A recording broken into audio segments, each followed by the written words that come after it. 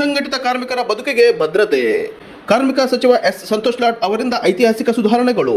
ಮುಖ್ಯಮಂತ್ರಿ ಸಿದ್ದರಾಮಯ್ಯ ಹಾಗೂ ಉಪಮುಖ್ಯಮಂತ್ರಿ ಡಿ.ಕೆ. ಶಿವಕುಮಾರ್ ನೇತೃತ್ವದ ರಾಜ್ಯ ಸರ್ಕಾರದಲ್ಲಿ ಕಾರ್ಮಿಕ ಇಲಾಖೆ ಅಸಂಘಟಿತ ವಲಯದ ಕಾರ್ಮಿಕರಿಗೆ ಸಮಗ್ರ ಸಾಮಾಜಿಕ ಭದ್ರತೆ ಒದಗಿಸುವ ಮಹತ್ವ ಹೆಜ್ಜೆ ಇಡಲಾಗಿದೆ. ಈಗಾಗಲೇ ಜಾರಿಗೆ ಬಂದ ಪ್ರಮುಖ ಕಾಯ್ದೆಗಳು: ಕರ್ನಾಟಕ ಮೋಟಾರು ಸಾರಿಗೆ ಮತ್ತು ಇತರ ಸಂಬಂಧಿತ ಕಾರ್ಮಿಕರ ಸಾಮಾಜಿಕ ಭದ್ರತೆ ಮತ್ತು ಕ್ಷೇಮಾಭಿವೃದ್ಧಿ ಕಾಯ್ದೆ 2024, ಕರ್ನಾಟಕ ಸಿನಿ ಮತ್ತು ಸಾಂಸ್ಕೃತಿಕ ಕ್ಷೇಮಾಭಿವೃದ್ಧಿ ಕಾಯ್ದೆ 2024, ಕರ್ನಾಟಕ ಪ್ಲಾಟ್ಫಾರ್ಮ್ ಆಧಾರಿತ ಗಿಗ್ ಕಾರ್ಮಿಕರಿಗೆ ಸಾಮಾಜಿಕ ಭದ್ರತೆ ಹಾಗೂ ಕಲ್ಯಾಣ ಕಾಯ್ದೆ 2025. ಬಂದಾರೋ ಸಾಹುಕಾರ.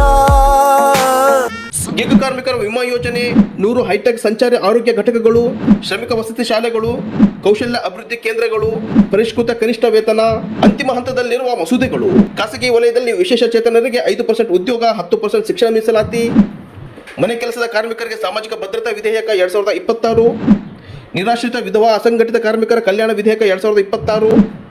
ಹೊಸ ಪ್ರಸ್ತಾವನೆಗಳು: ಅಸಂಘಟಿತ ಕಾರ್ಮಿಕರ ಕಲ್ಯಾಣ ನಿಧಿಗಾಗಿ ಪೆಟ್ರೋಲಿಯಂ ಉತ್ಪನ್ನಗಳ ಮೇಲೆ ಹೆಚ್ಚುವರಿ ಸೆಸ್ ವಿಧಿಸುವ ಪ್ರಸ್ತಾವನೆ ಸರ್ಕಾರ ಪರಿಶೀಲನೆಯಲ್ಲಿದೆ. ಎಸ್ ಸಂತೋಷ್ ಲಾಡ್ ಅವರ ಇಷ್ಟೆಲ್ಲ ಕಾರ್ಯಕ್ರಮಗಳು ಸಾಮಾಜಿಕ ಸಮಾನತೆ ಸಾಧಿಸಲು ಆರ್ಥಿಕ ಭದ್ರತೆಯ ಅಗತ್ಯ.